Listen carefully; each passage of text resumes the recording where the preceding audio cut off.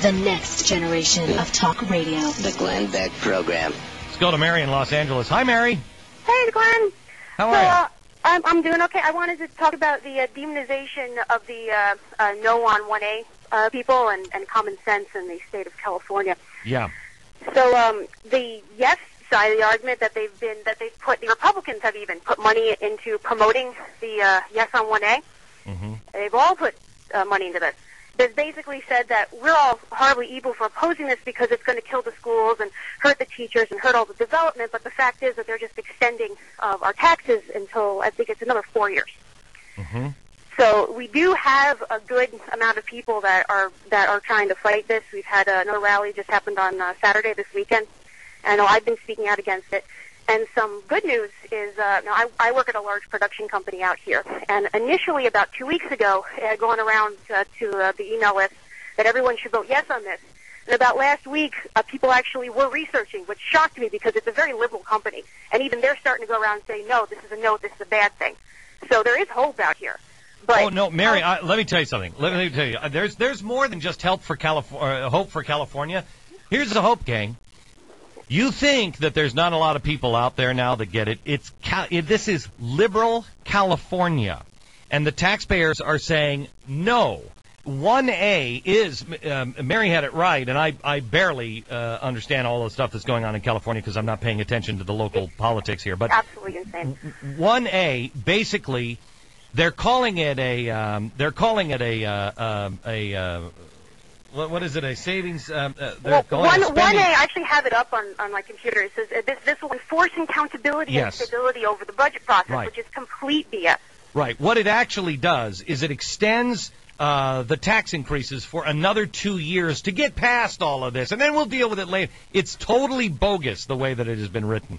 The Californian population gets it, understands it. Going to vote these things down. Last time this happened was with Proposition 13. Mary, were you around for Proposition 13 in the 1970s? No, I'm fairly new here, and I'm actually leaving in about like a month.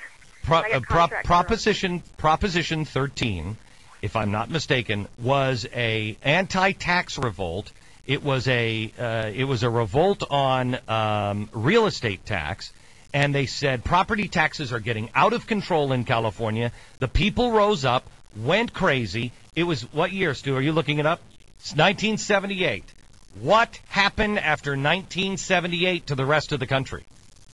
California was going the same way as Barack Obama is now, and the United States was going the same way as Barack Obama under Jimmy Carter. You are seeing the beginnings of a real, true tax revolution in this country. If California leads the way, they're only leading it because they're first in. Massachusetts is next, and people like Barney Frank will be chased into the swamps and to the nether regions where they belong. And they can do their own little crazy policies, but not on the American people.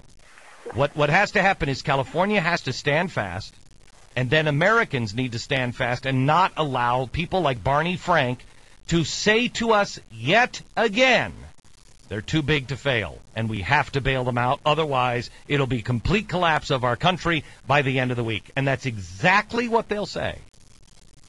Mary, they're using all kinds of tactics on you guys now to say that schools are going to be closed down, and we're going to have to let all the police, we're going to let all the prisoners out, and all the police are going to be fired. Well, the teachers had a rally downtown last Friday where 50 teachers and administrators were arrested because they're trying to push this and get more money from the school system. But then they're not. But we can't fire anyone either. And we just had someone in North Hollywood.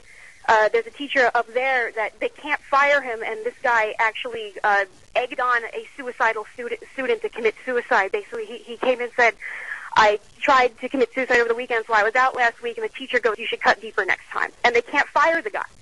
So there's so much reform that needs to be done in the state because it's an absolute disaster. Look, I'm driving to work every day. There's businesses closed left and right. It's just the state needs to shut down. People need to feel the pain, like you're saying with Benjamin Franklin. People need to be uncomfortable in order to really, Mary, you know it. Los Angeles and California is going to feel it. But let me give you one amazing stat.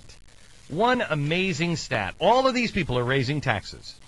We have said, conservatives have said over and over again, you can't raise taxes. It drives businesses out.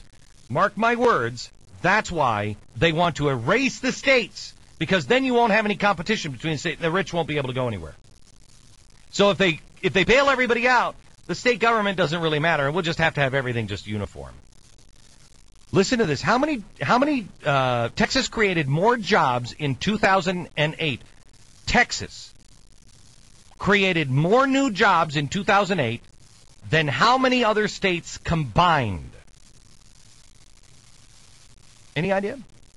Think of a number. Texas, no tax. Texas, only place I've been to in the union where they're still building. Construction's still going on. Only place in the union where the economy isn't dying. They created more jobs in 2008 than all other 49 states combined. Texas is the only state other than Georgia and North Dakota that is cutting taxes this year. You'd think at some point somebody might look to the states that are actually working and say, gee, what is it? What does California, Massachusetts, New York, and New Jersey all have in common?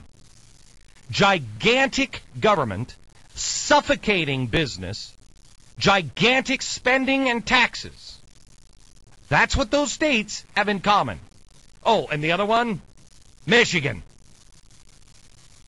What are the 5 states ready to be bailed out by the federal government that we've got to act? We've got to back up all their bonds? What a coincidence. Those 5 states. The next generation of talk radio. This is the Glenn Beck Program.